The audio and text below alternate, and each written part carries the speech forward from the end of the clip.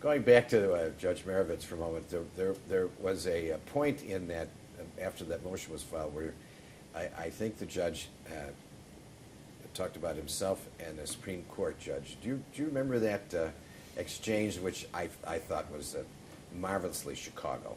You know, I don't well enough to be comfortable trying to recite it, but be my guest if you recall. Well, my understanding was he was criticized because he swore in Richard J. Daley for every term of his office. That's correct. And he said that anybody who would say that that in any way would influence him in a judgment should also say that the chief judge of the Supreme Court had swearing up in a president would be suffering from an undue influence as a result.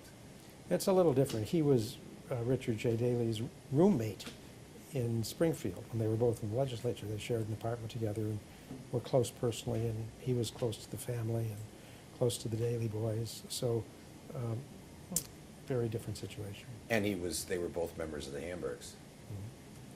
Mm-hmm.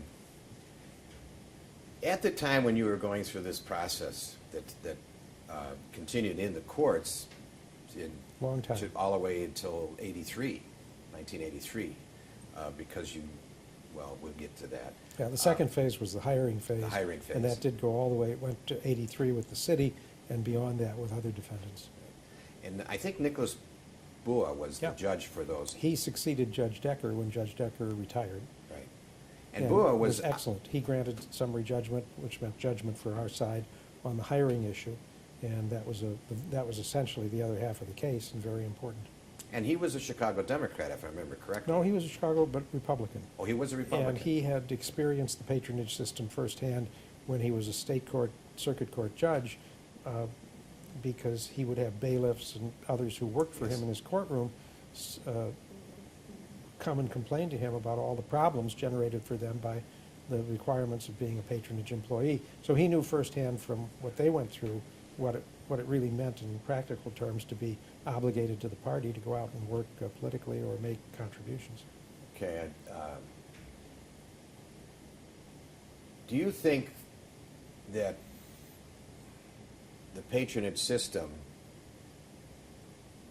was mortally wounded by the Shakman decree, or do you think it was outliving its life at the time? Well, I think I'm confident that the court orders, known collectively as the Shakman decrees, have made a big difference in terms of how government operates, not just the city, but other government agencies, the county and others in Chicago and in Illinois.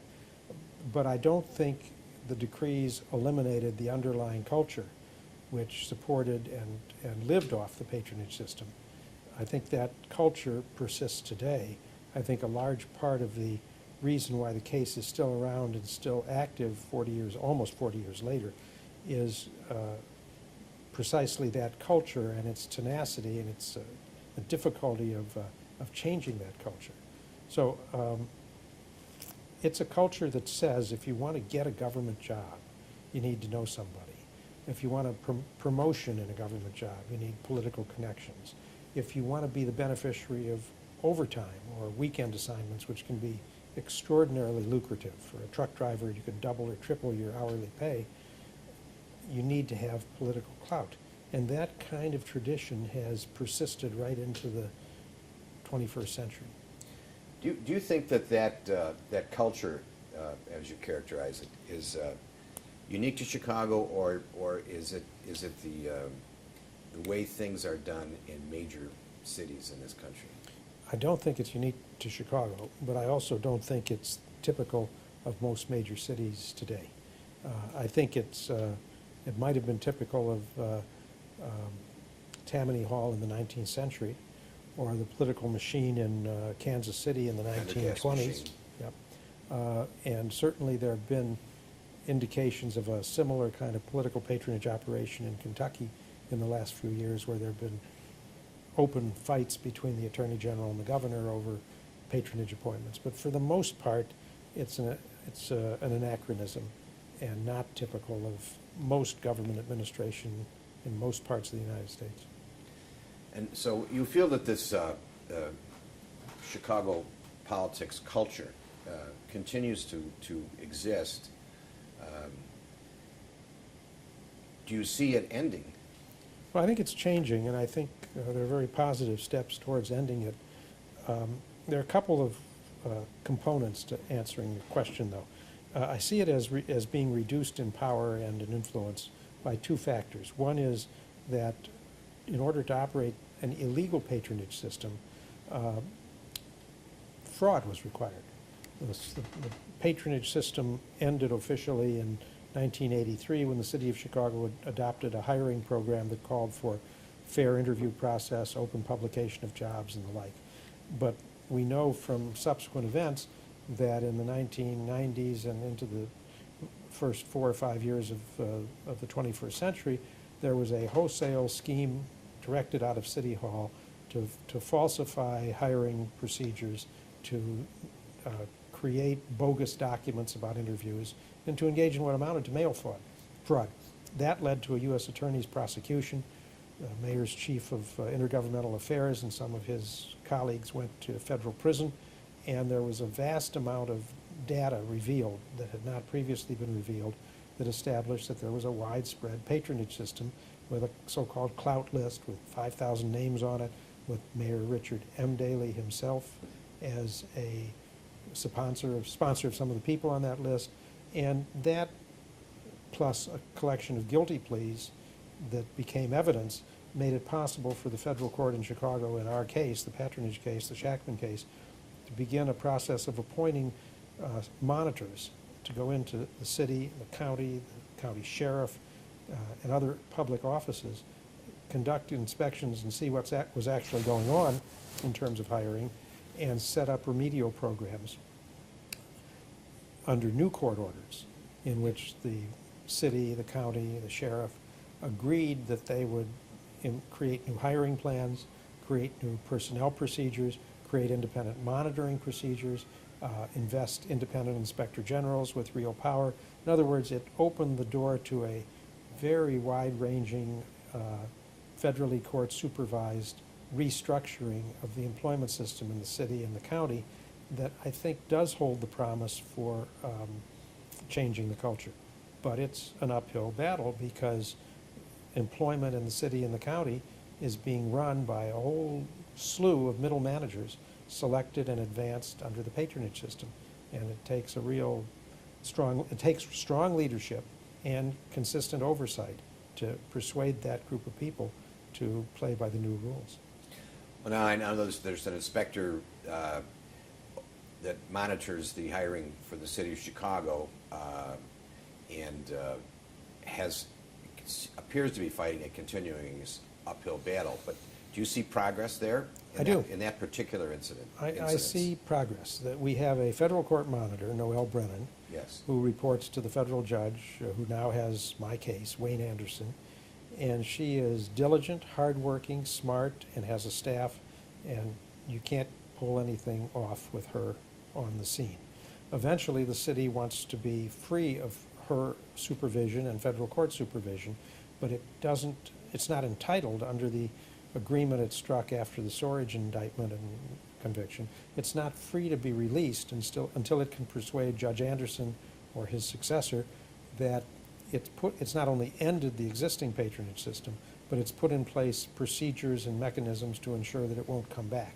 So the city now has an incentive. If it wants to be relieved of federal court supervision and a federal court monitor looking over its shoulder 24/7, it has to come up with internal procedures and practices that are credible and honest. Well, what it's done is create two things. Daley appointed David Hoffman out of the U.S. Attorney's Office as Inspector General. He's absolutely first rate. He's totally above politics, and he has done a great job in patronage areas and in other areas. And the city created a Department of Compliance and brought in people outside the city with a compliance background out of corporate law. Corporations often get into compliance problems on gender problems, race problems, and the like. And there are a group of people who specialize in bringing corporate entities into compliance. The city has hired some of those people, and the initial impression they make is favorable, that they have both the commitment and the skill to take over eventually from Noel Brennan, the monitor, and implement a hiring, promotion, and personnel system that will be cloud-free. But we're a long way from getting to that stage, but we're getting some of the pieces in place that will make that possible at some point. Let's, going back to at the time of the lawsuit and then zooming forward, did you ever, at the time when you, in the first couple of years of the lawsuit, did you ever think that you would be discussing this 40 years later and that this particular lawsuit would have such vast changes in the way the system works? Well, in part, I thought the lawsuit, if successful, could have far-reaching consequences.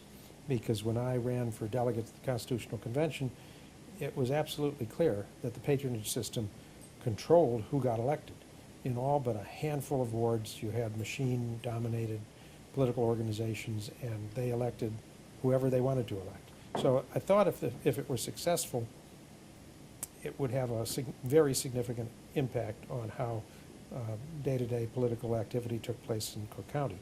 What I didn't understand, not only in the early years, but I didn't understand it for the next 20 years or 30 years. I'd say I didn't understand it until after we got into the 21st century, until the time of the Sorich indictments, was how widespread and unfortunate the city's violation of the court orders was, and how systematic and intentional the city's efforts to undermine the agreements it had entered into was. And that was the shocker for me. I thought that people generally litigated a dispute, won or lost, and then abided by the results. It never occurred to me that the city would be engaged in the kind of wholesale, institutionalized violation of court orders that was discovered by the U.S. Attorney and documented in the Sorich case and the guilty pleas that surrounded that. So that would be the big surprise for me. Now, you've lived. Do you live in the city? I do. I still live in Hyde Park. You still live in Hyde Park. Has it ever had any, the Shakman decrees, had any personal ramifications for you? I mean, like, you can't get a garbage can, or you know. No, that I've not had. It has had some ramifications, but they have been more positive than negative, by far. And I think the reason why is that the patronage system is it's not popular. There's no real public support for it, and there's certainly no support for it by public employees who are required to participate in it. So time after time, I've had public employees, people I run into in court, who are bailiffs and clerks, and who, at some point, it dawns on them that I'm the same Shakman as the guy who's referred to in connection with the decrees, say very positive things, that, we'll keep up the good work, we appreciate what you're doing. That's been the typical response I get from a city employee. I don't hang out with ward committeemen, and I'm no social friend of anybody who's close to the first Mayor Daley or the second, so I don't hear the other side of the complaint. I imagine that the people who ran the political system under patronage and lived off it were very unhappy with me, but I would expect that to be the case. But for the rank and file, the patronage reforms that I represented were good, and they viewed me as somebody who came to their aid rather than somebody who adversely affected them.